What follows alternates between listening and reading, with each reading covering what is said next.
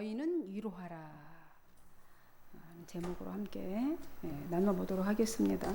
이사야 40장부터는 이제 이사야서 2부가 시작됩니다. 66장까지 있죠. 이사야서가 40장부터 이제 1부, 2부로 나눠서 제2 이사야서가 들어가기 시작합니다.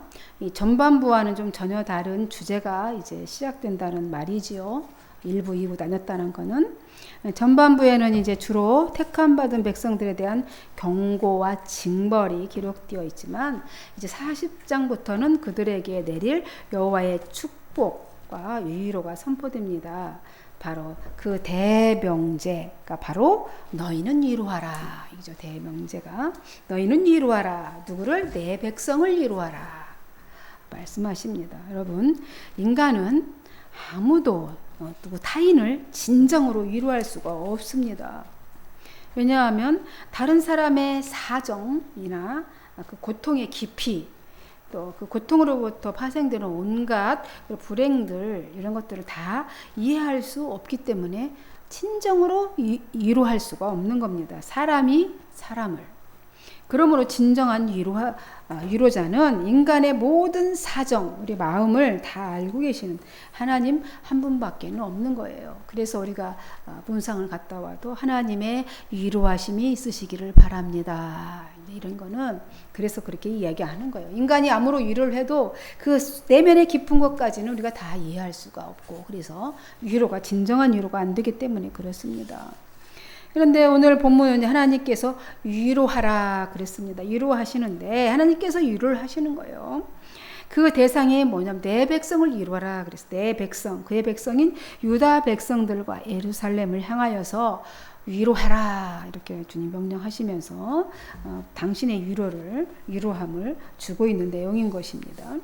그들의 죄악으로 멸망당한 이제 유다 백성들이 내 백성, 그들을 내 백성이라고 말해요. 당신을 하나님께 택했지만 당신을 배반하고 그죠? 복종하지 아니한, 순종하지 아니한 죄악 가운데 머물게 된 유다 백성을 내 백성이라고 하십니다. 내 백성, 내 거라는 얘기잖아요. 내 안에 소속되어 있는 백성, 그죠? 그래서 이 한 줄에서 유다를 향한 하나님의 사랑이 얼마나 큰지를 여기서 알 수가 있습니다. 유다 백성에게는 이 한마디가 얼마나 큰 벅찬 한마디겠습니까?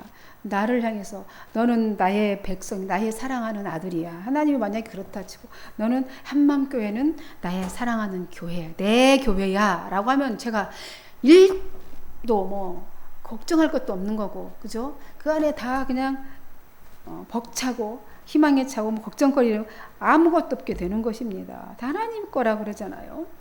지금 내 백성이라고 합니다. 그래서 유다 백성에게는 이 한마디가 얼마나 벅차고 희망찬 선포인지를 알 수 있는 것입니다.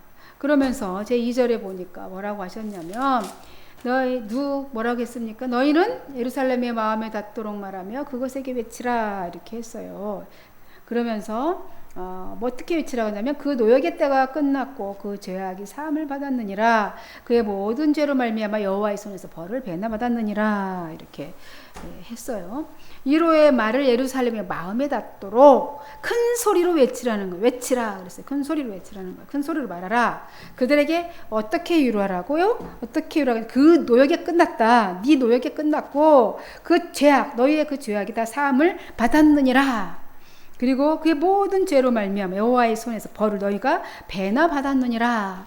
이렇게 마음에 닿도록, 그들의 귀에 닿도록 외치라는 겁니다. 노역의 때, 그 노역의 때는 이제 바벨론 포로 기간인 것이죠. 바벨론 포로 기간을 말하는데, 여러분, 바벨론 왕 느부갓네살이 유다의 왕족들을 끌고 간 때는 언제냐면 1차 포로를 갔던 그때는 언제냐면 606년이에요. BC, 기원 전. 그리고 그러면 이사야가 지금 예언하는 때는 그 100년 전이에요. 100년 전. 근데 이미 지금 이 예언은 지금 100년, 120년 후에 있을 것을 지금 말씀하고 있는 거예요. 위로하라. 말씀을 미리 선포하고 있는 겁니다. 이사야가 예언한 때가 벌써 이 일이 있기 100년 전이고, 그리고 예루살렘이 완전히 함락된 데는 기원전 586년이에요. 그러니까 포로로 끌려간 데가 606년이고 완전히 멸망된 데가 586년인데 거기 20년의 차이가 있어요. 완전히 멸망 606년 1차 포로 끌려가고 더 20년 동안 계속 2차, 3차 포로 끌려가고 그 다음에 완전 멸망이 586년 때 20년 정도 걸린 거예요. 완전 멸망할 때까지. 그 때가 언제냐면 바로 완전 멸망할 때가 586년인데 유다의 멸망이 120년 후에 있게 되는 일이에요. 그러니까 이사야가 지금 내가 오늘 이미 너희는 이렇게 되리라 약속했고 그 다음에 그 이후에 포로 생활이 끝나고 그 노역이 끝났고 그 징벌을 다 받은 70년 이후의 일을 지금 예언하고 있는 겁니다. 그래야지 말이 이해가 되겠죠. 그 다음에 끌려가고 그때부터 시작해서 70년 후에요. 그러니까 이사야가 예언하고 얼마나 지난 후에 한 160년이나 지난 후에 있을 그때의 일을 지금 예언하고 있는 겁니다. 그 고난이 끝났다. 그 노역의 때가 언제냐면 바로 그때. 이해가 되시죠? 이사야가 그러니까 160년 후에 있을 때는 그때인데 이미 이사야 예언이 이루어져서 포로로 끌려가서 이미 유대가 멸망해서 포로 기간이 70년이 된 그 후까지 다 살고 난 이미 그들의 죄악에 대한 벌을 다 받은 그때 노역의 때 그때가 끝나고 이제 그때는 끝났다 이제 선포해 주시는 거예요. 하나님 이제 해방의 선언인 거죠. 쉽게 얘기하면 그 고난이 끝났다. 100년 이후에 이루어질 역사적인 사건을 예언했다는 것. 인간의 생각에서는 나올 수도 없는 생각이에요. 제가 지금 100년 후에 지금 내일 일도 모르겠는데 100년 후의 일을 제가 얘기한다고 해서 듣지도 않겠지만 그죠? 내가 이거 100년 후에 있을 일을 지금 내가 예언한다고 제가 하나님의 계시를 받아서 어떻게 할 겁니까? 100% 믿으실 거예요? 믿고 지금 대비하실 겁니까? 인간의 생각으로는 도저히 나올 수 없는 인간의 지혜로는 할 수 없는 예언이 지금 160년 후에나 일어날 일들을 지금 이사야 선지자가 예언하고 있는 겁니다. 그러므로 이 예언의 말씀이 주어졌다는 것은요, 이 역사를 주관하시는 하나님으로부터밖에 나올 수 없다는 말씀이기도 한 것입니다. 이 예언서의 말씀이 그걸 확증해주고 있는 거예요. 이사야 선지자는 유다의 죄로 말미암아서 그 징벌로다가 멸망을 당하여서 포로가 되어서 온갖 고난을 다 당하게 되지만 이제 하나님께서 그들의 죄악을 다 사하심으로써 바벨론 포로 생활이 끝났다. 이렇게 말씀을 선언해 주시고 있는 겁니다. 쉽게 얘기하면 하나님의 해방 선언문을 지금 160년 전에 아직 일어나지도 않았지만 그 일을 선포하고 있습니다. 이미 예언된 그 말씀이 반드시 이루어진다는 전제하래, 그죠? 전제가 이루어져야 되는 거죠. 이 예언이 되려면 전제가 이루어져야 되는 거예요. 해방 선언문이 이미 선언되었습니다. 이제 너희 노역의 때가 끝났고 너희의 죄가 용서받았다. 너희들이 그렇게 그동안 불순종했던 이 모든 하나님의 죄악들, 우상 숭배하고 하나님의 뜻대로 살지 못했던 너희들의 모든 죄가 용서받았다. 너희는 하나님의 손에서 그래서 벌을 2배나 받았다. 이렇게 말합니다. 배나 받았다. 그 죄로 인해서 여호와의 손에서 벌을 2배나 받았다는 겁니다. 그만큼 그들의 삶이 혹독했다는 얘기도 되죠. 바벨론에서의 그 포로 생활이 얼마나 지옥 같은 삶이었겠습니까? 그 형벌이 그들이 지은 죄의 2배나 받았다. 혹독했다는 뜻입니다. 그러니까 우리가 죄를 지어서 우리 즉시 죄에 대한 대가를 받는 것이 축복이라고 그랬잖아요. 내가 죄를 지었으면 바로 죄의 대가를 받는 것이 은혜고 축복인 것입니다. 이들이 벌을 받았는데 2배나 받았어요. 혹독하게 받았습니다. 여러분, 그들이 바벨론 포로가 된 것은 그들의 범죄에 대한 형벌이었죠. 하나님이 이제 그들의 죄를 용서했습니다. 그렇게 함으로 그 노역이 끝났다 이렇게 선언해주고 있습니다. 유다 백성들에게 있어서 이보다 큰 위로가 어디 있겠습니까? 그들을 위로하라. 그래서 위로하라는 거예요. 그리고 하늘의 천사의 소리가 또다시 외쳐서 들려옵니다. 3, 4절에 보니까 외치는 자의 소리여 이르되 너희는 광야에서 여호와의 길을 예비하라. 사막에서 우리 하나님의 대로를 평탄하게 하라. 이렇게 또 다른 소리가 하늘에서 들려옵니다. 그렇죠. 광야에서 여호와의 길을 예비하라. 사막에서 우리 하나님의 대로를 평탄하게 하라. 움푹 패였던 곳 골짜기마다 다 메워져서 높이고 가파르고 거친 곳은 다 평평하게 하고 험하고 울퉁불퉁한 곳은 다 평지가 되게 그렇게 하라는 것입니다. 유다 백성에게는 바벨론 포로 기간이 광야예요. 광야. 너무 힘들고 어려운 그 사막 같은 곳에 사는 기간이었습니다. 그때 그들은 바벨론 강가에서 예루살렘을 그리워하며 회개하며 울었습니다.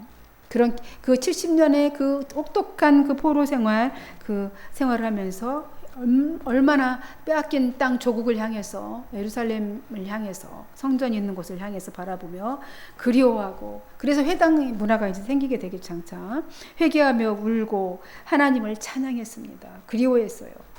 그 시절에 그들은 우상 숭배의 죄, 우리가 정말 하나님을 멀리하고 세상의 것들을 섬기며 했던 우상의 죄, 우상 숭배의 죄를 회개하면서 하나님의 말씀을 연구했어요. 그래서 서기관들이 그때부터 생기게 된 겁니다. 하나님의 말씀을. 그러니까 고난이 축복인 것이 어렵고 힘들고 고통스러우니까 말씀을 붙잡을 수밖에 없는 거예요. 제가 다시 잃어버렸던 말씀을 회복하기 위해서 몸부림치고 있듯이 고통의 때가 돌아오면, 그죠? 그거에 고통에 매몰되는 것이 아니라 하나님의 말씀을 붙잡는 것이지요. 다시, 그래서 서기관들이 말씀을 다시 연구하고 다시 말씀을 기록하고 필사하고 막 붙드는 거예요. 그 포로 시절에 그게 얼마나 힘든 일이겠어요. 고통스러운, 얼마나 무거운 그런 노역을 하면서 오히려 더 하나님을 찬양하고 하나님의 말씀을 연구하고 그랬단 말입니다. 살기를 막 이제 다시는 내가 이제 하나님을 따라 살지 않으리라 이렇게 막 결심하면서 이 고통, 삶의 현장을 막 그 고통을 보면서 이게 다 내가 불순종의 죄 때문에 일어난 일이라는 걸 자각하고 다시는 내가 주님을 배반하지 않으리라 이렇게 살았다는 얘기예요. 그러므로 이제 회복의 말씀을 그렇게 그들이 변하고 되고 그렇게 회복되니까 다 말씀을 지금 해방 선언문을 선포하시는 겁니다. 그들을 위로하라 이렇게 말씀하는 거예요. 죄악이 제거되었다. 구원의 길이 이제 예비되는 것입니다. 하나님의 구원의 은혜가 우리가 생각하기엔 도저히 불가능해 보이는 이 장애적 요건들이 있을 수 있지요. 그럴지라도 그것을 초월하여 이 하나님이 뜻을 성취하신다는 것입니다. 도저히 불가능해 보이겠죠. 어떻게 그들이 구원의 은혜가 그런 곳에서 있을 수 있겠어요. 그들을 그때 당시에 생각했을 때는 그 안에 그 삶에 매몰되어 있을 때는 안 보이는 거죠. 이미 시간이 지나니까 그때 그랬노라 얘기하지만 그 당시에 그 삶 가운데 그 포로의 그 혹독한 압박과 핍박 속에 죽지 못해 사는 그 순간에 구원이 어디에 있겠습니까? 그들이 생각하기에 상상하기도 도저히 불가능해 보이는 그 장애적 요건이 산적해 있었는데 그것을 초월하여서 하나님이 뜻이 성취되었잖아요. 누구를 통해서? 고레스를 통해서, 이방 사람을 통해서 그렇게 하셨단 말이죠. 그때 하나님께서 그 예비된 길로 영광스럽게 오실 것입니다. 모든 사람들이 다 하나님께 하나님의 영광을 보게 된다는 것입니다. 이것은 하나님이 친히 약속하신 말씀이에요. 이미 이사야 선지자를 통해서 이 예언의 말씀은 유다 백성이 바벨론 포로에서 해방됨으로써 부분적으로 성취가 되었어요. 됐죠? 그죠? 이제 나중에 160년 후에 이 예언의 말씀이 성취되었습니다. 그런데 더 궁극적으로 얼마나 오랜 시간이 걸렸냐면 예수 그리스도의 길을 예비하는 누가 오셨습니까? 세례 요한. 세례 요한의 사역으로 성취가 된 거예요. 이 2절의 말씀이, 광야의 말씀이 보라 외치는 자의 소리여 이르되 했을 때 이 광야의 말씀이 세례 요한의 때까지를 꿰뚫어 보는 그런 예언의 말씀이었단 말입니다. 그러니까 바벨론 포로에서 해방됨으로써 부분적으로 이것이 성취됐어요. 광야 같은 그 생활 속에서 해방됨으로써 그리고 궁극적으로 예수 그리스도의 길을 예비한 세례 요한의 사역으로 성취되게 되었습니다. 그때 또 한 목소리가 들려오죠. 너는 크게 외치래. 크게 외치라 합니다. 6절에 보니까. 그러니까 뭐라고 외칩니까? 이렇게 물어봐요. 그러면 6절에 8절에 뭐라고 외치라고 합니까? 6절에 8절에 그 말씀이에요. 말하는 자의 소리여 하면서 이르되 외치라. 대답하니 내가 뭐라 외치리까 하니 이르되 뭐라고요? 모든 풀은 마르고 꽃은 시드나 어떻게 한다고요? 모든 육체는 풀이요 그 모든 아름다움은 들의 꽃 같으니 푸른 말에 꽃은 시들면 여호와의 기운이 그 위에 불미라. 이 백성은 실로 풀이로다. 푸른 말에 꽃은 시드나 우리 하나님의 말씀은 영원히 서리라 하리라. 이렇게 전하라는 거예요. 외치라. 모든 사람은 풀과 같고 사람의 모든 영화는 들의 꽃과 같다라는 거예요. 주께서 그런 것은 한번 입김을 확 불어버리면 즉시로 시들어버리고 꽃은 다 떨어져 버리고 만다. 진실로 이 백성은 풀과 같다 이 말이에요. 풀은 시들고 꽃은 떨어지지만 하나님의 말씀은 영원히 서리라. 그렇게 외치라. 뭐라고 외치라 합니까? 그러니까 그렇게 외치라는 거예요. 바벨론 포로로 잡혀간 유다 백성에게 해방의 날이 선포되었습니다. 이 아름다운 소식은 유다뿐만 아니라 죄악의 포로가 된 온 인류, 지금 우리에게도 해당되는 것입니다. 온 죄악의 포로가 된 온 인류가 그리스도로 말미암아서 죄악에서 해방된다는 소식이기도 하는 것입니다. 따라서 유다의 회복을 예언하지만 에덴 동산에서 잃어버렸던 하나님의 나라의 회복을 궁극적으로는 말하는 겁니다. 아직 다 이루어지지 않았으니까요. 그죠? 이미 이루어졌지만 이미 이루어지지 않은. 그럼 이사야 예언도 똑같잖아요. 아직 오지 않았지만 이미 다 된 것으로 말씀을 선포하고 있습니다. 우리도 다시 오실 이미 하나님 나라가 이 땅에 이루어졌는데 다 이루어지는 거. 온전한 거는 그리스도가 다시 오실 때 이루어지는 거예요. 이미와 아직 사이에 우리가 있는 거죠. 이미 하나님의 나라는 예수 그리스도로 말미암아 와 있고 아직은 완전하지 않은 그 시대에 우리가 살고 있는 겁니다. 에덴 동산에 잃어버렸던 하나님의 나라 회복, 궁극적인 목적이에요. 그리고 장차 도래할 메시아가 다스릴 나라의 성격을 말하고 있어요. 와서 또 취하실 일, 그가 성도들이 또 준비할 것들, 이것들을 또 쭉 이어서 말하고 있습니다. 특히 성도들이 준비할 일은 이사야 40장에 쭉 기록된 내용인데요.